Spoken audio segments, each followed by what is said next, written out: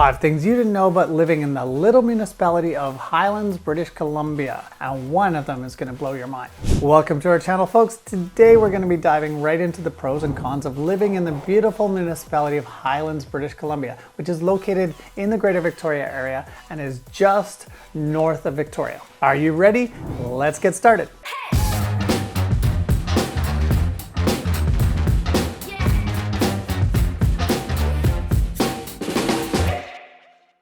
I'm Chris Cochrane. I'm an experienced realtor with eXp Realty. Whether you're interested in buying, selling, or investing, or you're simply navigating a lifestyle change that starts so many real estate transactions, I'm here to assist you. Feel free to reach out to me for further information or inquiries, and you can find all of my contacts in the details below. The number one pro that I've found living in Highlands, British Columbia is the serene natural surroundings. The municipality of Highlands is renowned for its breathtaking natural beauty with forests, rolling hills, stunning views.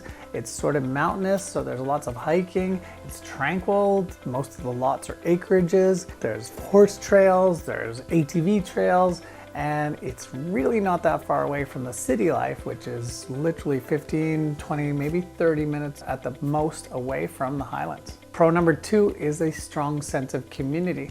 Now, I've mentioned this in some of my other videos, but to be honest, the Highlands has probably one of the more stronger senses of community than any of the other municipalities around the area. They do certain functions together. They have one fire hall that they get together at, and they have functions there all the time. And again, they do cleanups of the area all together as residents of the Highlands. You'll find various community events, festivals, and gatherings, and it just fosters a strong sense of well-being and togetherness. Pro number 3 is the outdoor recreational opportunities. If you're an outdoor enthusiast, you'll love living in the Highlands. The area offers an abundance of recreational activities, including hiking, mountain biking, fishing, frisbee golf, horseback riding, bird watching. There's ATV trails, there's horseback riding trails. There are endless opportunities to explore everything that the Highlands has to offer, and there's something for everyone out there. Pro number 4, privacy and seclusion. If privacy is high on your list, then the Highlands will not disappoint. The properties here are typically spacious and they're surrounded by trees and other peaceful escape from the crowds of downtown living. It allows you to enjoy a slice of paradise in a serene environment. A lot of the times when I've been up in the Highlands showing properties, all you can hear is the wind blowing through the trees, just to give you an idea of how peaceful it is. Pro number 5 is actually how close this serene, tranquil environment is to Victoria. So it might seem like a quiet retreat, but it's conveniently located near Victoria. And literally this means you have access to amenities, shopping centers, and other cultural events, including dining and malls, just a short drive away. Now that I've went over the highlights of the Highlands, let's dive into the negatives of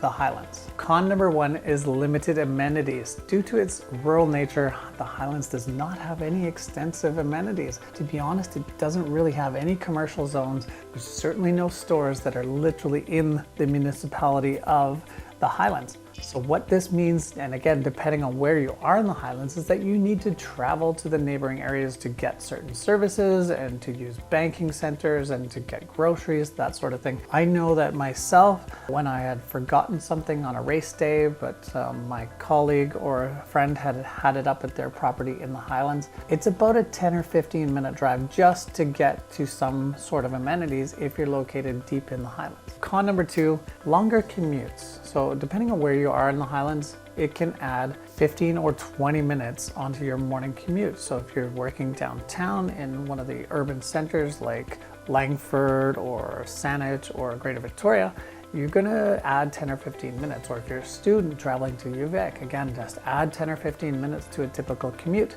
Add another 10 minutes if you're doing those during peak rush hour. Con number 3 is there is serious limitations when it comes to public transportation.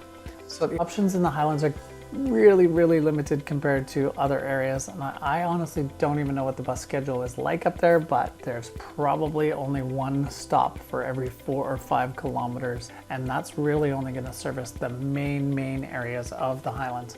My guess is that if you were commuting by bus to downtown Victoria, you'd be adding hours to your commute, possibly, because you might have to wait for different cycles and different buses to travel by. So most people in the area don't rely on public transportation.